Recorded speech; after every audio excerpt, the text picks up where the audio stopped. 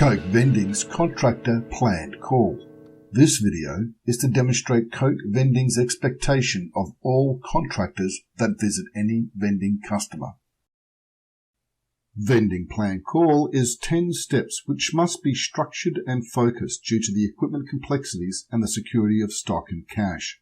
These 10 steps are about achieving safe equipment replenishment practices, offering exceptional customer service, and maximizing delivery efficiency, ensuring every machine is left clean, filled, and working. Step 1. Arrive at outlet. Parking appropriately can help to ensure there is no danger to pedestrians, yourself, and the avoidance of creating traffic congestion. Ensure you have enough room to safely load the trolley. The contractor would have reviewed today's schedule yesterday evening, ensuring they have all the required tools and are aware of any additional actions that must take place during the call. On arrival, the contractor must check for any notes in the HHT. Outlets can have a temporary and/or a permanent note created by the dispatch team. Temporary notes will disappear after the next fill. Permanent notes do not disappear. Where required, these notes need to be actioned once on site. Must also check for any errors and warnings on the HHT. These include issues such as invalid button mapping, out of stocks, out of change, jams, price differences, and/or minor service calls. These must be actioned once on site. It's everyone's individual responsibility to always adhere to the site safety requirements. It is expected that the contractor will always wear the required PPE or personal protection equipment, such as boots, high visibility vests, etc. They will have completed the required inductions for the site where necessary. All customer visitor requirements have been met, including signing into visitor books where required. G'day, how are you? Hi Wes, all good thanks, how are you? Good, thank you. I'm just here to fill the vending machine. Has there been any issues? No, all good. Okay, I'll just sign in. Sure, Thank you. thanks. Personal cleanliness. Coke vending contractors must maintain a high professional standard of presentation, including wearing a clean and approved uniform at all times, always being well groomed with a high standard of personal hygiene. Most important is the contractor's personal impact, having a helpful persona. Always treat customers and consumers with respect at all times. Introduce yourself to the customer where appropriate, identifying any customer-related issues and addressing them properly, keeping them fully informed on issues affecting their service. Be mindful of your handcart, stock, and equipment at all times to prevent injury and ensure you do not inconvenience others. Step 3. Merchandising the equipment. First, the appearance of the equipment. Checking the quality and appearance of flavour labels and price points. Note there should be no handwritten flavour labels or price labels on a machine. All price and flavour labels are to be clean and visible to the consumer to help facilitate an easy transaction. Remove any expired point of sale. Check the appearance of the machine by removing any foreign material, cleaning it with the appropriate cleaning equipment, and not forgetting the top of the vendor. Also check for any external damage to ensure it remains an enticing presence in the marketplace. Next is the internal wipe over. Make sure the interior of the machine and the inside door area is clean of debris and dust. Internal wipe also includes the machine base plate and the condenser. It is integral maintenance and avoids future problems such as overheating the motor, which could result in the refrigeration not working and the drink's chocolate getting warm. Wipe down the coin mechanism and note readers with a clean, damp cloth, checking that the coin chute is not blocked. Ensure the coin pathways, dispenser arms and guides are kept clean on a regular basis to reduce the build-up of dirt. Step 4. Check the machine is working. Firstly, when arriving at the machine, check that all payment options have been working. Test the credit card, insert a note, and drop a coin. Update driver notes of any exceptions, as this may help ascertain root cause of any issues identified during the cash reconciliation process. Always action errors and warnings that appear in the HHT, as this indicates that the machine has identified issues in supplying a beverage to a consumer. Check the LED display for any errors and then resolve and clear. Check that the equipment configuration is correct whenever completing a flavour and/or price change. If the equipment doesn't have a VIU, in other words, the equipment has no telemetry device, then a column to button mapping check and through a price check must be completed. Review the EQS service card inside the machine. Capture any test vends a service person may have performed. Also capture in the driver notes section any details that the service person may have left which may affect cash reconciliation, such as coin jam details or free vending.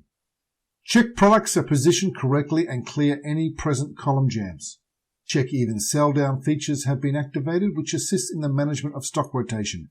And in glass-fronted vendors, it maintains the visual display longer for our consumers. Finally, a critical check that there is no mixed product in any single column. Step 5. Filling the equipment. Press the VIU button on machines where telemetry devices are installed. Capturing accurate vendor meter readings is essential in monitoring machine operations and the review of any discrepancies that may arise during the cash reconciliation process.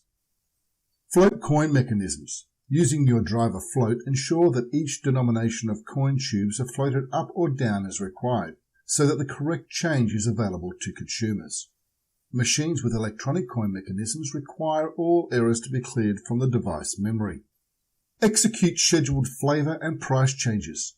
It is an expectation that all requested flavour and price changes are completed at the next fill. If there are any concerns or inability to complete this request, it should be escalated to the appropriate manager. Checking and rotating out-of-date stock, ensuring consumers get the best product available, having product with the longest shelf life at the back of the column. To maintain automated stock management routines, the contractor must fill to the HHT prediction quantities only. This enables the systems to calculate minimal stock requirements for the following tour, reducing tourist stock or the stock that goes for a joyride. And this improves driver efficiency and safety. Capturing inventory levels is important when the predicted fill quantity doesn't fill the entire column. In other words, record the amount of stock left in each column of the machine after the fill if the machine wasn't filled to capacity.